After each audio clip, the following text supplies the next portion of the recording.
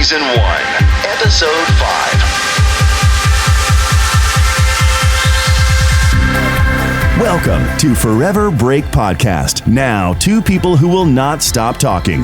No, really, they won't. Here are your hosts, Lianne and Corey. Hello, and welcome to the Forever Break Podcast. Today, we are going to be looking into highly sensitive people, what it is and who they are. Corey, how you doing? Talking too loud. Sorry. That might be something that I might say if I were highly sensitive, but through one of the tests that we took, I realized that I'm not, except for in some circumstances. It is a very new place of study and very fascinating. And in this episode, we're just going to give everyone some insight into what it means to be highly sensitive. Who are they? There's a great test that you can take that we took, and we're going to have an interview with Dr. Bianca Acevedo, and then a follow-up conversation. So be sure to check out the Forever Break website to take an even deeper dive into any of the topics we discuss on the podcast. Foreverbreak.com, guys. It is your one-stop shop for all things travel and mindfulness. We'll see you there. Shall we get on with it? Yeah. Quick quote. Study nature, love nature, stay close to nature. It will never fail you. By Frank Lloyd Wright. Well, they don't call him Frank Lloyd wrong, do they? No, they don't. And he's right in so many ways. Focus on. So, Lianne, we're focusing on highly sensitive people. Why don't you tell us what that means? I would love to, because I only learnt about this doing the research and interview for this podcast. So, the definition of a highly sensitive person is someone who experiences acute physical, mental, or emotional responses to stimuli.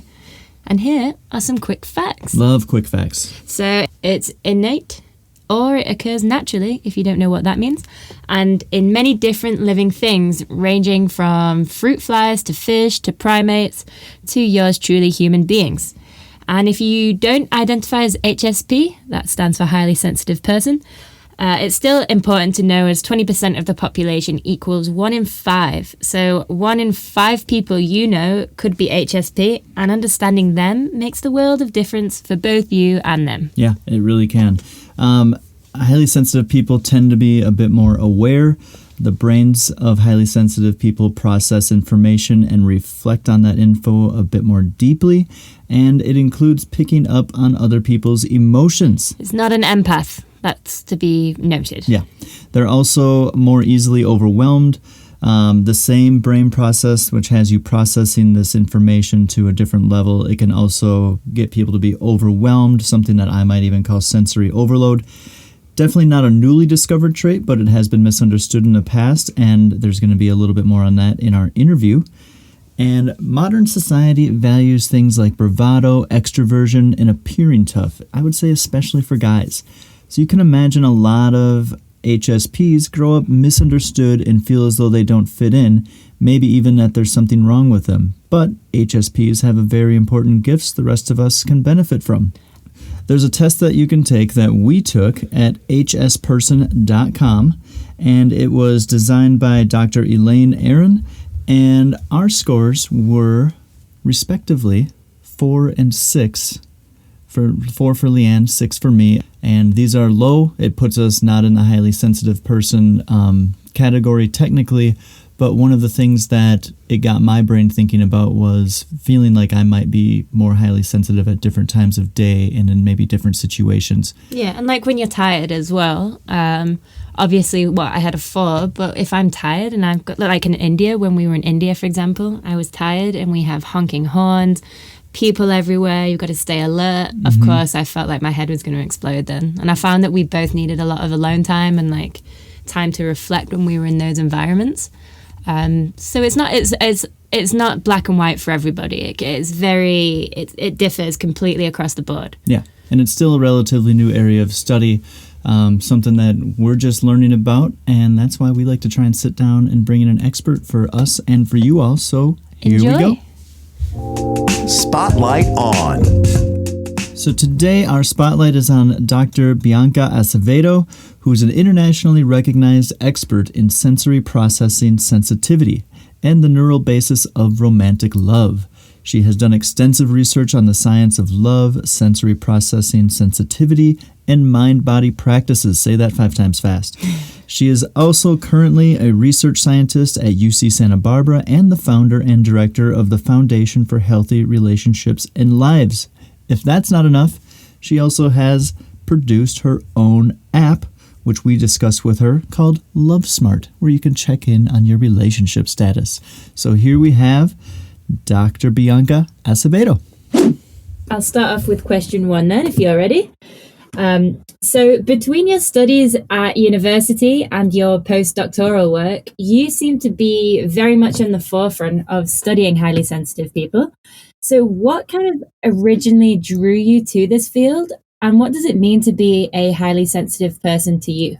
Yeah, so I started off doing this work during my postdoctoral work with Dr. Arthur Aron and other colleagues at the University of California in Santa Barbara and Albert Einstein College of Medicine. And at the time, we were examining empathy in newlyweds, and specifically the brain responses to empathy among newlyweds.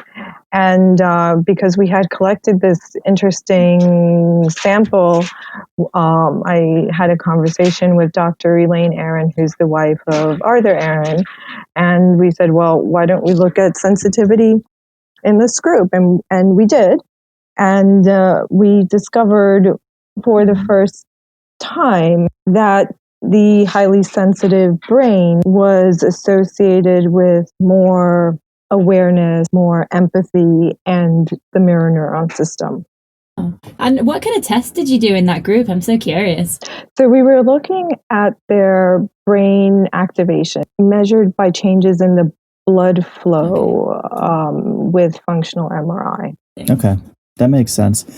I think that this is kind of a new field in general, and definitely probably new to a lot of our audience, and they may be listening and figuring out and asking themselves questions throughout this and trying to find out if they themselves might be. So I'm wondering if you could describe a situation such as walking into a crowded restaurant on a date, and how the differences in perspective that it might be for someone who is an HSP versus a non-highly sensitive person. Just how the responses might differ.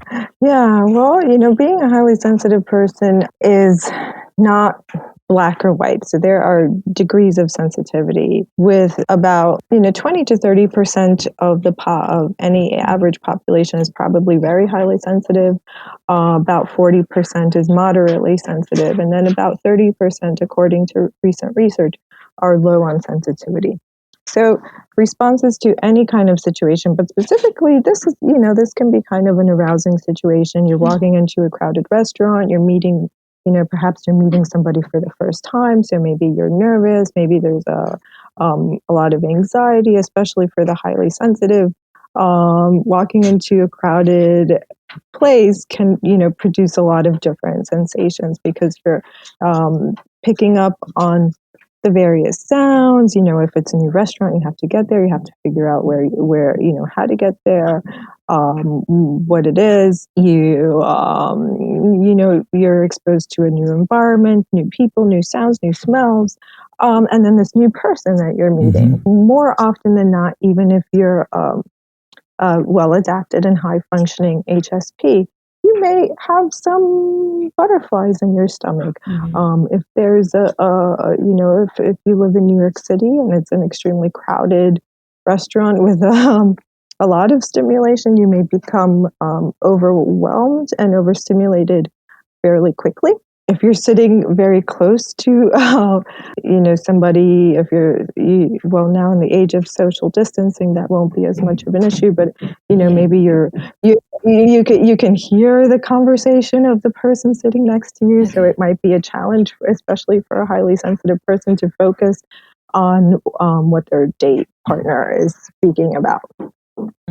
Let's see, that's so interesting because it sounds a lot like it's not only external stimuli, but also internal emotions and things that can also target someone who's highly sensitive. Exactly.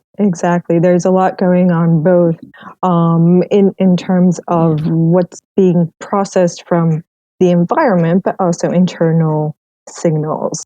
Okay. Oh, cool. That's cool.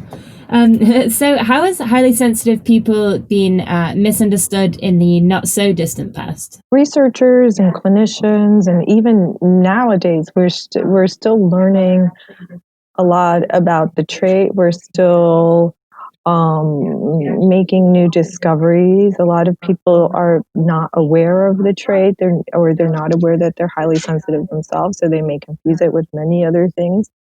And in the not so distant past, researchers called it different things. They categorized children, adults as being shy or introverted, neurotic, overly empathic.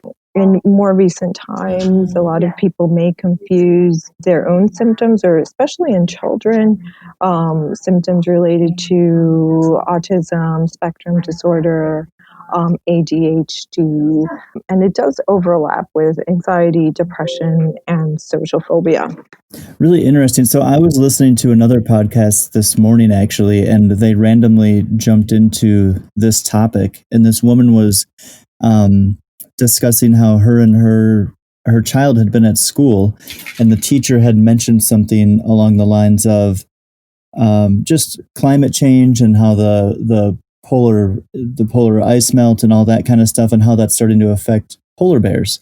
And the child was just devastated by this. And all the other kids went out and had recess, and this one child just sat there, and it was her child, and she just had question after question, and then she brought all these questions home. And the mom was like, I've been for 2 weeks, like our entire family at home, we didn't talk about anything besides the polar bears, and I was just sick of it. And I finally put her to bed one night, and I just asked her, tried to get a better understanding of why this was so impactful for her. And she said, well, if people don't pay attention to this and they don't pay attention to the polar bears, I think that we're next. And that just really scares me that we're all going to die because of this. And then the mom was like, ding, like the light went on her head and was like, I can't relate to this as well, because she just has this ultra way of viewing things that is just, to me, I would view as over the top, but for her, it's just completely normal. And that just really caught me. And I was like, that's the kind of understanding I think that people need to have. Yep. Yeah. Well, that's really interesting that you bring up the polar bears, because years ago, when I was a teenager, I'm from New York, and I went to the Central Park Zoo with a friend at the time, and I just remember this intense feeling of connection to the polar bears. Like, I felt extremely connected to them, and it was a positive feeling. But more recently, with a lot of the changes going on our planet, and polar bears and other species becoming extinct, now it's more of a feeling of sadness. Like, I'm sad and I'm worried for them. But once upon a time, I did have, just from watching them kind of swim back and forth in this relatively small space in Central Park, connectedness to them, and that has never really gone away. I still feel that sense of connection, and sad and worried for them. Yeah, I feel like this quarantine as well has probably made people realize, just in reference to that particular example, how these animals in zoos probably feel as well, right? Being locked inside and stuff. That's actually a good point. Yeah, a mind opener. So for someone that's hearing this and wondering if they might be a highly sensitive person, what are some things that they might be able to ask themselves to just kind of go down that path of discovery, or even some online resources that they could utilize to learn more? Yeah, so I think biased but not biased, but I think Dr. Elaine Aron's book, The Highly Sensitive Person, is kind of a seminal, pioneering work in this field that was groundbreaking at the time because it described the trait. She writes beautifully and simply for a wide audience. I would suggest that to start, and if people, if they look it up and it's not something that they can relate to, there are other more specific books for particular audiences. So, for example, Falkenstein has written The Highly Sensitive Man, and that's a fairly new book, and it's been I've suggested it to friends, and they've had very positive, male friends, and they've had very positive things to say about it. Other books are specifically targeted for parents. Dr. Elaine Aron has a new book out on parenting and high sensitivity. And so that's if you kind of want to go into more specific things. There are also a lot of resources on the web that I would recommend. So Dr. Elaine Aron's website is one good place to start. And she also has suggestions for books, for other resources, for consultants. So if you have a specific question or something you want to work on, that's a really good resource. The Love Smart app that we'll be talking about a little later also provides a quick mobile phone-based assessment tool and also basic information about the trait. Out of the UK, Dr. Michael Klaus is launching or has launched online community type of center to raise awareness about the trait. I don't know if they've launched yet, but I know they're building this resource. So that would also be a great global resource to tap into. Okay, cool. So what I will say for all of our listeners, we will include details on where to find all of this in our show notes, in case anyone wants to reach out and have a look further into that. Also, we have another question. So say if someone does score high enough to become highly sensitive, and how does the healing process take place? Is it usually involve therapy, or is it usually a mixture of therapy and something you can do at home by yourself, or is it different for everybody?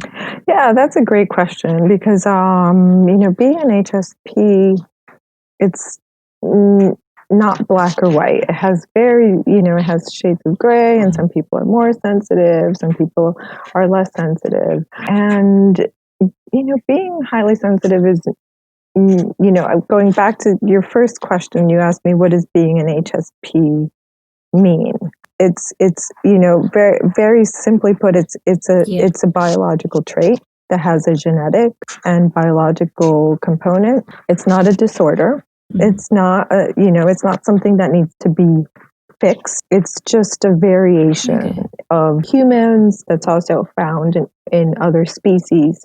And it is a variation like having, red hair versus having brown hair, or having, being tall versus being short, or having, being left-handed versus being right-handed. It's not, it's just a way of being, with some of us being more sensitive and some of us being less sensitive. And so when symptoms manifest in a negative way, it's usually a product of the environment. Well, when highly sensitive people do start to express negative symptoms, I think it's important to kind of take a look at what some of the environmental factors are. That kind of, when you put it in that, shine that kind of light on it, I can't help but think in my head, and I don't want to make light of anything, but I think of X-Men. Like these are just like traits that are genetic traits that have maybe just developed stronger with some people, whether it's like a sense of taste or a sense of smell or vision, and really bright lights can have that effect. And it's interesting. I always make the joke that my X-Men power is that my ears don't get cold. But I think that just is more an attribute of me growing up in a very cold state. Hey, that's coming in handy right now because we're in Wisconsin. It's very cold. I was thinking about it on my bike ride this morning. But we obviously went on to Dr. Aron's site, and we took the HSP test, and our scores were a 4 for Lianne and a 6 for me, which are relatively low. But I do find that I can be sensitive to some things, but it's more external stuff. Yeah, it's like a noisy TV, and I feel like I'm more sensitive to this in the evenings.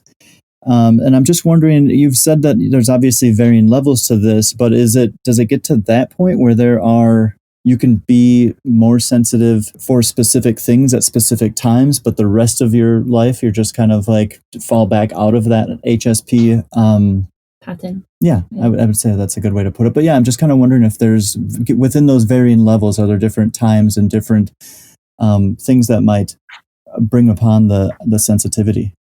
Yeah, that's a really great question. We, it's pretty underexplored. in terms of research. But if my intuition about that is because there are varying levels of sensitivity. Some people are going to be extremely sensitive. Some people are more moderately sensitive. But that all these kind of levels can also vary according to what we're doing, what we're doing for ourselves, and what's going on in our environment. So, for example, highly sensitive people are more susceptible to both positive and negative things, including positive interventions like taking a yoga class. So the yoga is going to have a positive effect on the system by producing more calmness, but it may also heighten other things like intuition and also general sensitivity to things. So, and because depending on how sensitive you are, you can also be very affected by what you eat, by other people. So depending on what's going on in your environment. So if you have children and all of a sudden the kids have gone to bed and things are finally still, the highly sensitive system will respond to that stillness differently than in more kind of stimulating environments.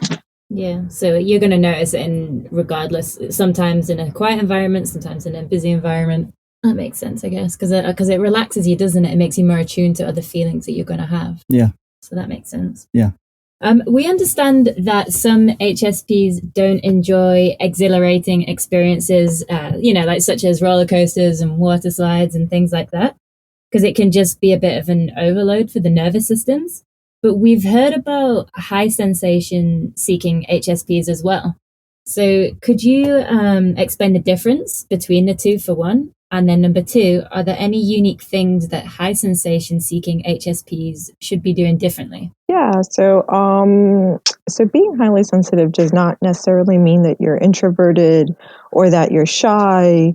You can be highly sensitive and still be extroverted. And in fact, there is a pretty strong genetic component of the dopamine system for high sensitivity. And dopamine is associated with energy, exhilaration, motivation, going out and getting what you want. So one can express all of these things and still be highly sensitive. And in fact, in conducive environments, highly sensitive people express the positive aspects of the trait, such as creativity, affinity to aesthetic things, pleasure, heightened sensory processing, such as, they may enjoy listening to music, even loud music. If you're highly sensitive, may not be an unpleasurable thing, and because that's like a positive manifestation, yes. Right? So when the trait, expresses itself positively, it can express all these different things that are different than what we may think of as being highly sensitive and kind of like being quiet or introverted or meek. That's not necessarily the case. Yeah. Yeah, so it's being more affected by both the positive and the negative. So, for example, with the brain imaging research, we see that when highly sensitive people, with more sensitivity, there's more expression in the dopamine system. So, if they are shown a face of their partner smiling, or if they're shown beautiful car or something that they find aesthetically pleasing, the dopamine-rich reward centers of their brain will more activated, meaning that there's more blood flowing to these areas. Indeed, being highly sensitive can express itself with these high energy situations and a high energy system. Okay, cool. So they don't necessarily need to do anything different. It's just kind of listening to your body and what feels good and I think it's a really important thing to just make, continuing to make the note that it's not necessarily a negative thing. No, It can not at express all. itself as a positive trait, which I think is really important. Which kind of segues us into what we're going to start talking to you more about, because it seems like you sort of specialize in highly sensitive people and how that relates to romantic relationships. I'm just kind of wondering, what if you are living with somebody, especially in these days of quarantine, and I think that this relates to travel as well, because there's very few times when you're just day in and day out spending all your waking time with certain individual or individuals. What are things that somebody can do if they know that their partner or someone in their family or just a friend or whatever happens to fall into the HSP category? What are things that they can be wary of and things that they can do to try and just make sure that they're sensitive to that? Yeah, so being a highly sensitive person in this day and age is, for some highly sensitive people, this can be like a quiet victory, because people that are highly sensitive tend to be okay with solitude, so they do require more alone time to, and what the highly sensitive system is actually doing during that alone quiet time is interesting, and it's necessary, because the system needs time to kind of go back to homeostasis, to process all of the information that it has just gathered, because it's a trait that's associated with deeper processing of information about the environment and information about others. So one of the things that I would recommend to people who are living with a highly sensitive person is to be mindful of that and make sure that they give them enough space to process things and to be alone sometimes, because highly sensitive people do kind of need that time to recharge and to go back to homeostasis, especially if there's a lot going on in the environment. Some of us may be in close quarters with our families and our children and still have the demands of maintaining a home, a job. And so it can be a lot on the system, and some of us may be caring for somebody who's ill. So I think it's important to just be mindful of each other in that way, to make sure everybody, even though we call it a time of social distancing, for many of us it's a time of very close. Unless we're single and living alone, we can be like, very connected, similar to what maybe astronauts experience when they're in outer space, or people that are on these long missions together. And just being aware that if you're living with somebody who's highly sensitive, that they do need more alone time, that it's not that they are aloof or that they don't care, or that they don't like you, that they tend to need more alone time than other people to process things, and too much can flood them. Okay. Well, we obviously we went onto your app, Love Smart, and we went ahead and took 3 of the love tests on there, because they're a lot of fun and very interesting. But are you able to just describe to our audience exactly what the app is, and then we're going to go over what our results were, if you don't mind? Of course, yeah, I'm happy to talk about Love Smart. So Love Smart, it's a self-assessment tool for relationships, and it's something that you can download for free if you have an iPhone, and it will ask you a series of questions about different aspects of your relationship. Once you answer the questions, you'll receive a score, and then you can go on to learn more about that specific domain. So some of the domains are like your relationship satisfaction, romantic love, infatuation, and one of the facets is high sensitivity. Yep. Yeah, we saw that. There's a huge array of tests. So if you're listening, definitely go take this, because it was pretty interesting, especially once you get your scores back and you see that, then you have good info on there on what that score kind of means. And so we we ended up taking all of them, but for the sake of not just completely taking up everyone's time with all of our stuff, we thought we'd focus on just 3 of them. So we did romantic love, unconditional love, and infatuation, and scored very similarly. We were both 6s on romantic love. Unconditional love, we were both 5s, and then infatuation, I clearly like Lianne a lot more than she likes me. I was a 4 and she was a 3. By the way, that's perfectly normal, and that's just the way it is. And sometimes in there's this bias that like men aren't as romantic, but in fact they are, and there is some data suggesting that men fall in love before women do, so they can be just as romantic, especially when you're dealing with an English woman. I found out. Yeah. Aww. It's getting soppy. Less of that.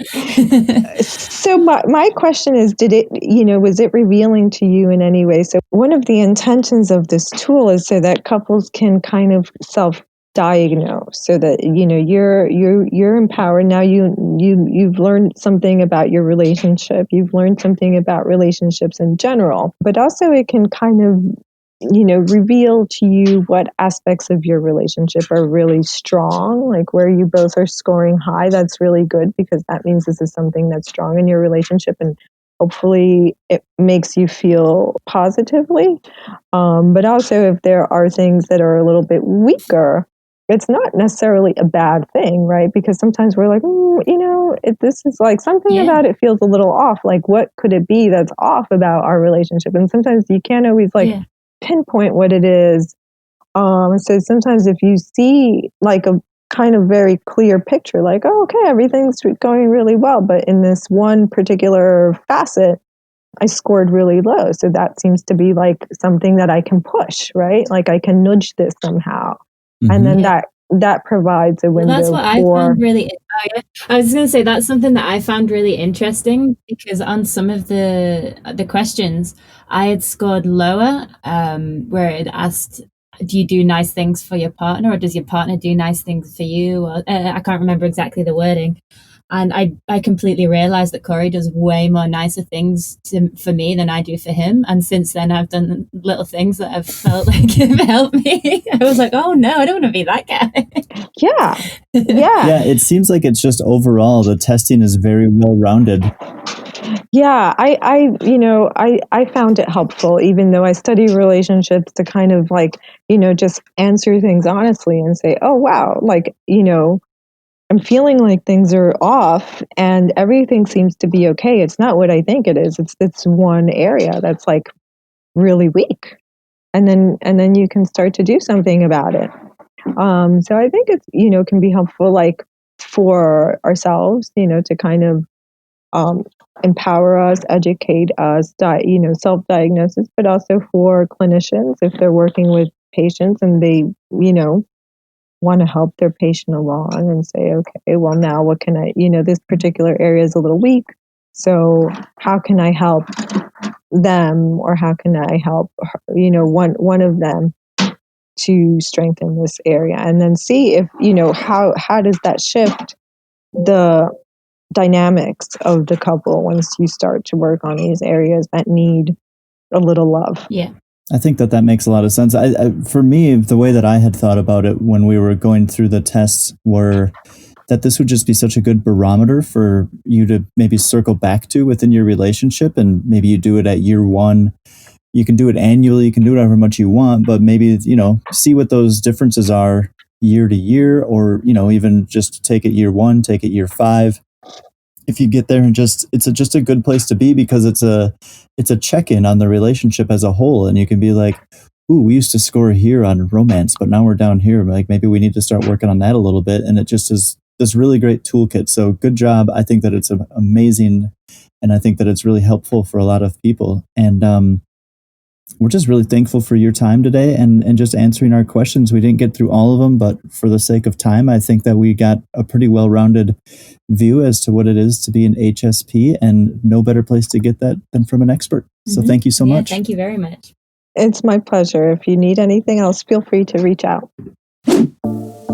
Interview digestion. Well, that was awesome. Thank you so much, Bianca, for spending some time with us and educating us, because this is a pretty new topic for both Lianne and I.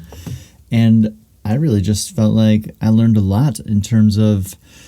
I mean, I didn't even know highly sensitive people existed. Until you took that test? Until I took that test and realized I wasn't. The more I think about it, the more I feel like I may be more sensitive. I just feel like I need my alone time, my recharge time. Like if I just wake up and I'm just not jiving that day, I will just remove myself from what I need to be doing just to be able to just process whatever's going on in my mind and body. Yeah, and I definitely feel like I have what you have in the nighttime, except with morning. I mean, anyone who's lived with me, if any of you are listening, now you know why I'm not a very good morning friend or partner or anything really. Just bad in the morning. But no, I think that she just gave us some really good stuff for all of us to think about. Take it further. Some things that we can do to take it further. If you want to learn more about what it means to be a highly sensitive person, there's a great website called hsperson.com. There's a short test that we took and that we shared our results with on, and it's just a good starting point to get more info on what it means to be HSP. And for even more information on Dr. Acevedo, you can visit her website, which is biancaacevedo.org. Again, we will include links and information that Dr. Bianca shared with us as well. And it just helps you minimize the challenges of being a highly sensitive person and maximize the strengths, because I think that's another thing that we all learned there was actually it can be super beneficial to be HSP. We can also link you to a course, an online course about highly sensitive people and empowerment.